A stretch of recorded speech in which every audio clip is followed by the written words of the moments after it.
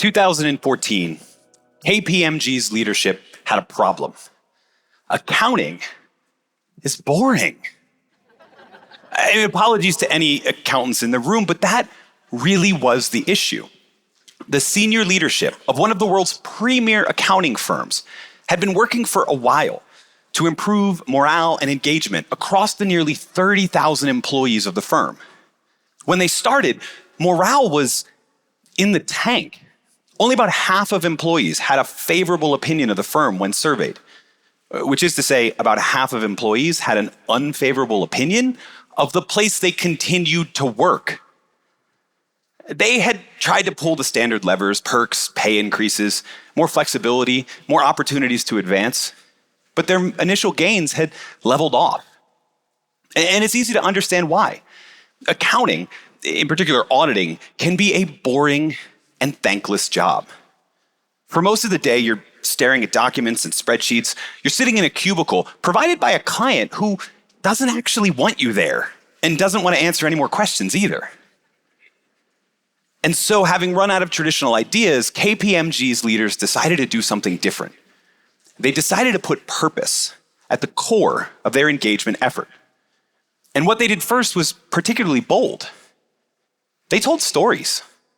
They launched what they called the We Shape History campaign, a promotional campaign designed to tell the story of how KPMG had been involved in pivotal moments in world history. So they told the story of President Roosevelt's Lend-Lease Act, which sent billions of dollars in aid to the Allies during World War II, and how he tapped KPMG to manage logistics. They told the story of how KPMG accountants resolved conflicting financial claims, which laid the groundwork for the release of 52 US hostages in Iran in 1981.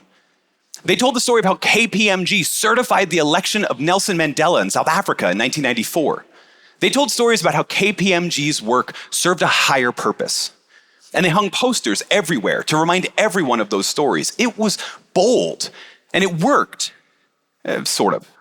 It moved the needle a little bit. What they did next was brilliant.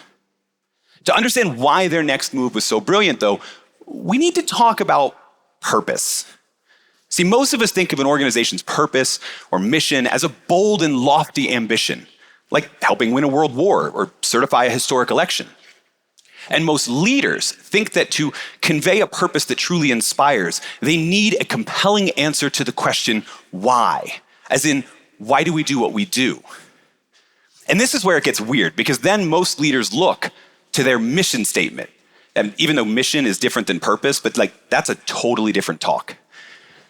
They look at their mission statement, they work to rewrite it, to make it more compelling. They go through rounds and rounds of editing and focus group testing, and when their heavily workshopped, perfectly worded statement is complete, they send it out to employees in emails that get deleted. They print it on posters that get ignored. They put it on a page on the company website that no one visits.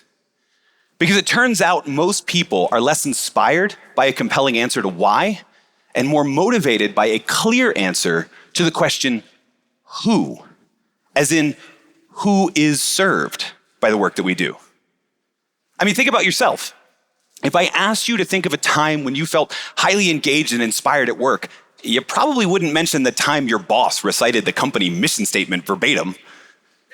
Instead, you'd probably think of the last time you got a thank you from a client or a coworker, the last time you felt your work was important to someone else. To explain this further, let's switch cubicles. Let's move from the cubicles of auditors at an accounting firm to the cubicles of student workers at a university donation call center. You thought accounting was boring. And maybe you got called by one of these student workers in one of these call centers. They call in the evenings. They always have a perfectly worded script. It always ends in a request for a donation. So you end up having to say, no, I don't want to donate $1,000 to the new stadium. No, I don't want to donate $500 to the new student union. No, I don't want to donate $20.05 to commemorate my graduation year. It's like some collegiate version of green eggs and ham. No, I don't want to donate in a box or with a fox. No, I don't want to donate in a house with a mouse. Kid, I don't want to donate here or there. Kid, I'm just trying to pay off my student loans. And then you can call me back about donating. Think about the person on the other end of that line. They're sitting in a windowless room. They're constantly dialing people, destined to hang up on them, yell at them, or worse. It's got to be boring. It's got to be thankless. It's got to be draining. And you can see it in the numbers. Annual turnover in these types of call center jobs exceeds 400%. You do the math on that. That means that in any given year, the entire staff quits every 3 months. In fact, when Adam Grant and a team of researchers were looking for ways to improve morale at a call center at their university, one of the first things they noticed was a sign in one student's cubicle. It read, "Doing a good job here is like wetting your pants in a dark suit."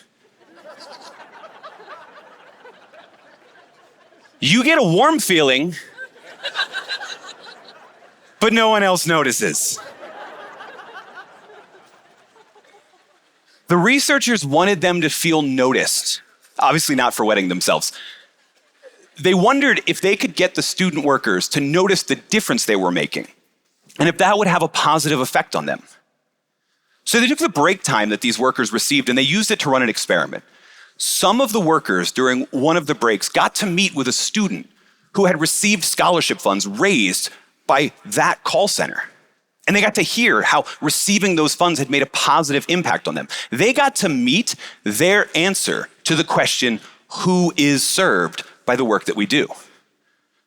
And when the researchers followed up a month later, that little meeting had a big impact on the workers. The workers who got to meet someone who directly benefited from the work they were doing, they worked twice as hard.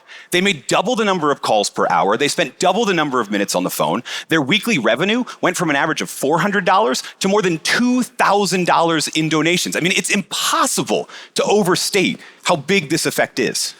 These workers, they didn't get any additional perks or benefits. They didn't get any additional training. They certainly didn't get asked to memorize and internalize the university's mission statement. Instead, they got a 5-minute chat with someone whose life was made better by the work they were doing. The researchers argued that these workers were inspired by a sense of pro-social motivation, the desire to protect and promote the well-being of others. And that word, pro-social, that points to what's wrong with most organizations' attempts at talking purpose. When you're talking about growth or shareholder value or disruption or even sustainability, it becomes awfully hard to tell specific stories about specific people whose life is made better by the work that you're doing. But pro-social purpose is what we want from our work. And it's what powered the second step of KPMG's Purpose Initiative. After the promotional campaign, after the corporate propaganda of the We Shape History campaign, the leaders launched what they called the 10,000 Stories Challenge. In essence, they said to their people, you've heard how we've made a difference in the past. Now you tell us how you're making a difference right now. They set up an online application that not only captured individual answers, but let people design their own version of the poster, like the one from the We Shape History campaign. And the answers started rolling in. Answers like, I combat terrorism because I help banks prevent money laundering that can go toward terrorist groups. Or I help farmers grow because I support the farm credit system that keeps family farms in business. Or I restore neighborhoods because I audit community development programs that revitalize low-income communities. They wanted 10,000 stories. They got 42,000 stories. And in time, they also got massive increases in morale and engagement across the whole company. But it's important to emphasize why they got such a profound response. They got 42,000 stories because they stopped talking about purpose as a collective why and started talking about it as an individual who. They didn't give every employee a uniform answer to the question, why do we do what we do? They helped each employee find a specific answer to the question, who is served by the work that we do? And just like in the call center research, that switch made all the difference in the world. So what does this mean for you? Well, if you're in a leadership role, it means part of your job is to become chief storytelling officer, always ready to tell the story of the client or coworker or community member whose life is made better by the work your team does. And if you're not in a leadership role, you can still motivate yourself and other people by capturing every instance that you come across. Every time you hear about someone who's served by the work that you're doing, every thank you that you get, capture it, save it for when you or anyone else needs a powerful story about how the work that we're doing matters. Because in the end, that's what we all want from our work, isn't it? People want to do work that matters. And they want to work for leaders who tell them they matter. And the most powerful way to tell them isn't to tell them some grandiose answer to why do we do what we do. In fact, it isn't to tell them anything at all. It's to help them find the answer to the question, who? So let me ask you, do you know? Who is served by the work that you do? Thank you.